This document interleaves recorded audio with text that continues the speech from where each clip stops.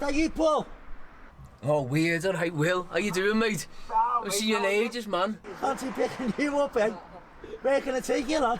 Sevy Park, please, mate. No problem, lad. Thanks, man.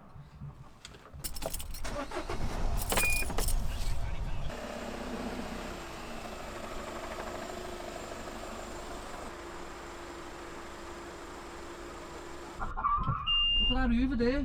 See the Uber, Will? This band sucks. Better not.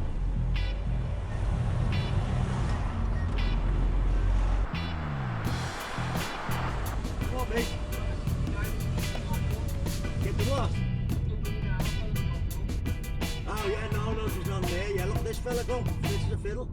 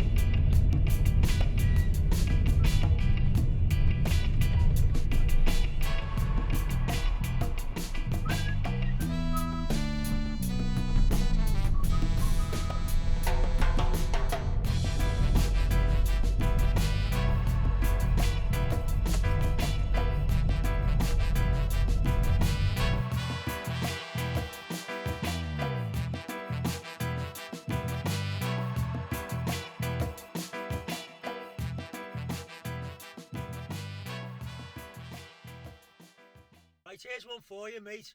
What's the weirdest experience you've ever had?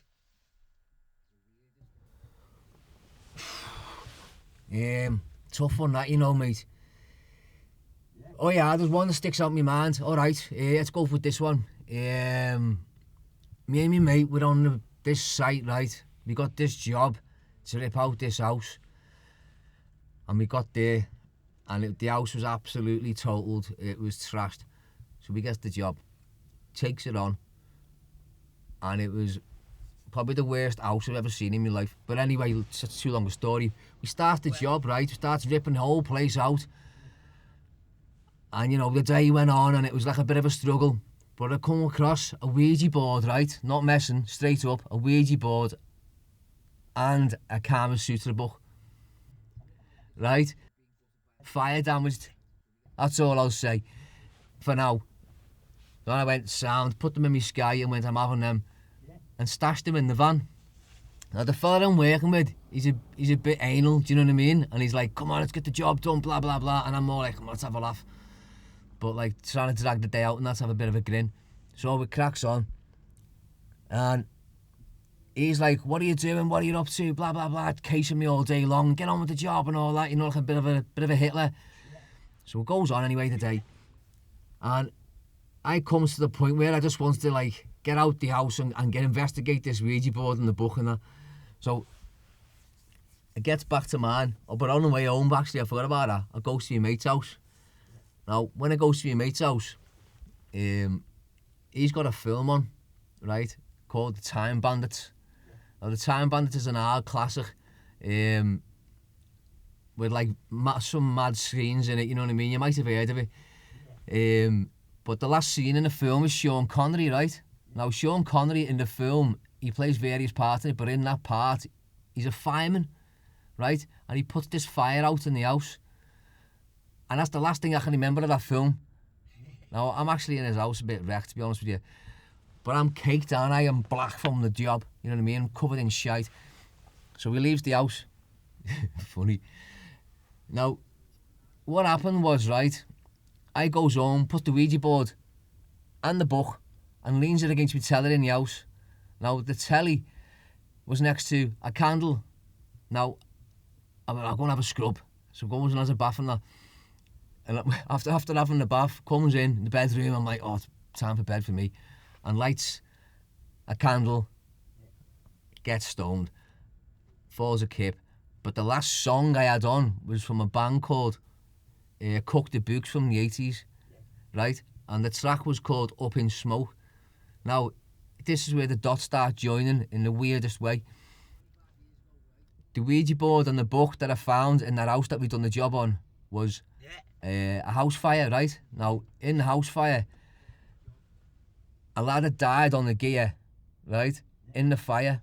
So he's nodding from the heroin, puts the chip pan on, burns the house down and himself, and I find a Ouija board, right? Are you hearing this? I find a Ouija board and a Kama Sutra book, puts them in my house. Then my house went up in fucking smoke that night. I had a fire in my house. I rings the fire brigade.